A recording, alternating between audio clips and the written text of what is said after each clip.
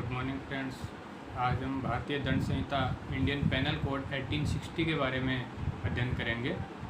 भारतीय दंड संहिता governor general द्वारा 6 अक्टूबर 1860 को मंजूरी प्रदान कर दी गई थी, तो उसी दिन से भारत में प्रभावी हो गई थी।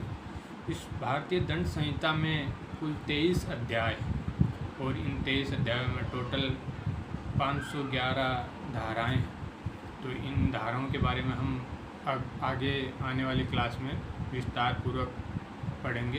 तो सबसे पहले पढ़ते हैं हम इसकी पहला अध्याय, जो इसका आईपीसी 1860 का पहला अध्याय है। उसमें टोटल 5 धाराएं हैं, धारा 1 से 5 तक। और पहला अध्याय जो है वो इसकी प्रस्तावना से संबंधित है।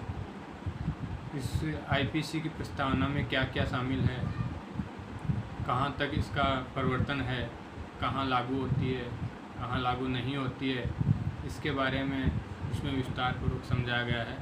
तो आज हम इसकी पहली धारा के बारे में पढ़ेंगे कि आईपीसी की पहली धारा क्या है, प्रस्तावना की पहली धारा क्या बताती है। तो अध्याय पहले की पहली धारा है संहिता का नामकरण और इसके परिवर्तन का विस्तार।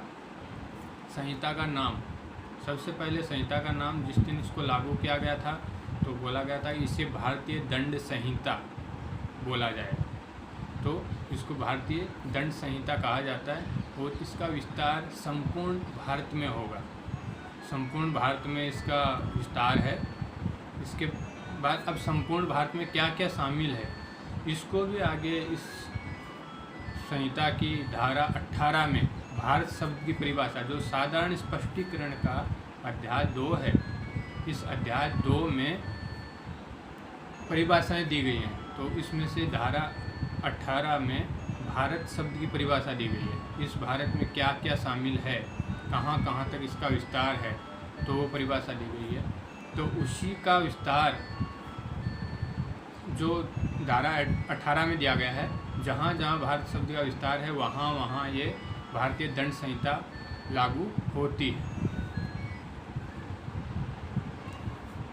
तो धारा 1 में बस इतना ही है कि इसका नाम क्या है और इसका विस्तार कहाँ तक है।